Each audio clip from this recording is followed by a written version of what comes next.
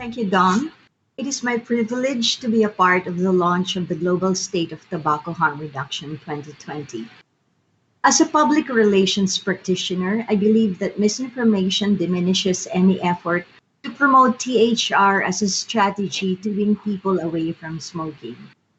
There are groups that demonize THR, and there is no point in winning them over, simply because they have already made up their mind and are standing their ground no matter how shaky it is. The best that you could do is damage control by insulating the minds of the public from further deception.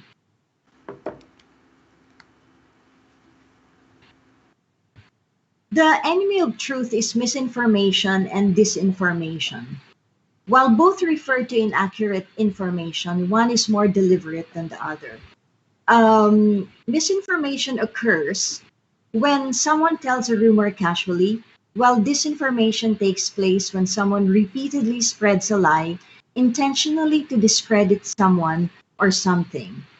THR is a victim of both. Unfortunately, people's health and lives are at stake here. Misinformation and disinformation are robbing smokers of an opportunity to rectify past bad choices.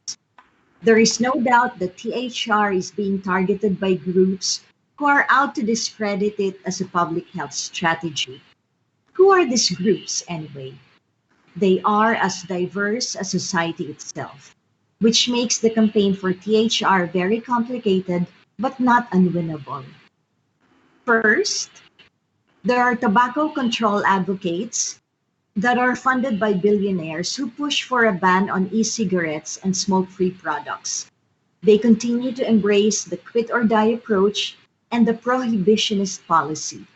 They distrust the research produced by tobacco industry scientists, no matter how empirical the study is.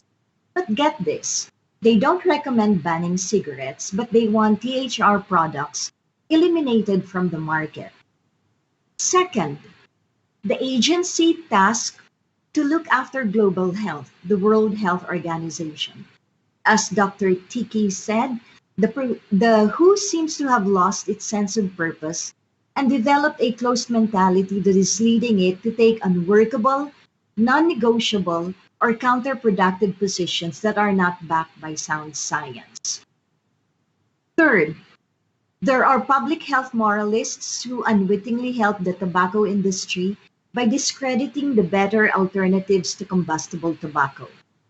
Fourth, scientists and medical doctors who believe that nicotine is the cause of smoke-related diseases. Fifth, politicians who trash THR products simply because they don't comprehend the technology behind them. Amid all the confusion caused by misinformation and disinformation and fake news, we need people who truly believe in THR to speak up. Their most powerful tool is the ungarnished truth. The judicial system heavily relies on evidence to administer law and justice. And what evidence could be more reliable than scientific evidence? So, what are these truths? Number one, smoking kills 8 million people each year and is the leading cause of preventable death. The WHO itself says there are more than 1 billion smokers in the world today. The second truth, total abstinence is an achievable goal. Third, scientific evidence is on the side of THR advocates. Number four, nicotine is not the enemy. And number five, the substitution of non-combustion products has the potential to be a highly effective and non-coercive risk reduction strategy. And finally, the sixth truth is the adoption of THR as a public health strategy is good for public health. But why do we have to tackle misinformation? Access to truthful information is a human right, in the same way that we have the right to education. Information guides our decision and action. A better informed people make a stronger, healthier nation and a more stable, progressive society. But while correct and sufficient information is a right, there is no guarantee that any inexact information could not enter the information superhighway. As there is the freedom to lead, so is there to mislead. People are free to enlighten others, as there are those who elect to take them to the dark side. So the message should be delivered in ways that people could easily understand to enable them to make a sound judgment. THR as a life choice is no different. There is a compelling moral urge to make the right choice given the more than 1 billion smokers. So, misinformation and disinformation, if allowed to fester like the pandemic, would have a very high cost. Misinformed public officials and health authorities would be unable to craft sound policies to promote, protect, and safeguard public health and safety, like widening access of smokers to THR products. So, how do we demolish misinformation and disinformation? If we are to advance and make a dramatic headway against the disease by 2030, we cannot afford to rise only above the demons of misinformation and disinformation. We have to wrestle them down and expose them for what they are and what they are up to. Number one, it begins with getting the THR story as widely shared as possible. Number two, scientific evidence is the best offense and defense. Use it.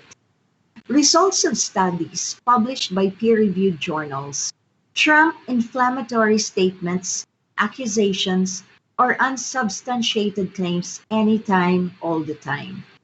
Number three, experts are more trustworthy than prohibitionists. Attitudes and mindsets are no match to training and research. Public health experts, scientists, and researchers make conclusions based on evidence, while prohibitionists and moralists look for blemishes, spots, and scratches that do not impair the integrity of science-based findings. Number four, remember that media is an ally rather than an enemy. While it is true that traditional media have the tendency to carry negative news, it is not always the case. As the fourth estate in a democracy, media have the responsibility to be fair, objective, and truthful. We can help them achieve this by supplying them facts and scientific evidence. Number five, use social media because it can magnify our voice. Traditional media remain the official source of news, but social media can work faster in magnifying our voice. But we should always strive to support our tweets with facts. Use social media wisely, and you will reap better results. The final one, consistency is key. THR's strategy has increasingly gained acceptance over the years because of the steady support and commitment by people who believe in their hearts that it is the right approach, the right prescription, and the right messaging for smokers. Let us then continue to promote this message and steadfast to the mission. Misinformation works against public health. Quite plainly, it is hazardous to health. We should be persistent and consistent not only in demolishing misinformation, but also in delivering the accurate message. As Professor John Newton said, it would be tragic if thousands of smokers who could quit with the help of an e-cigarettes are being put off due to false fears about safety. It is a good thing science is on our side. Half of the arduous task is done. Thank you very much for the privilege. I hope I have earned it.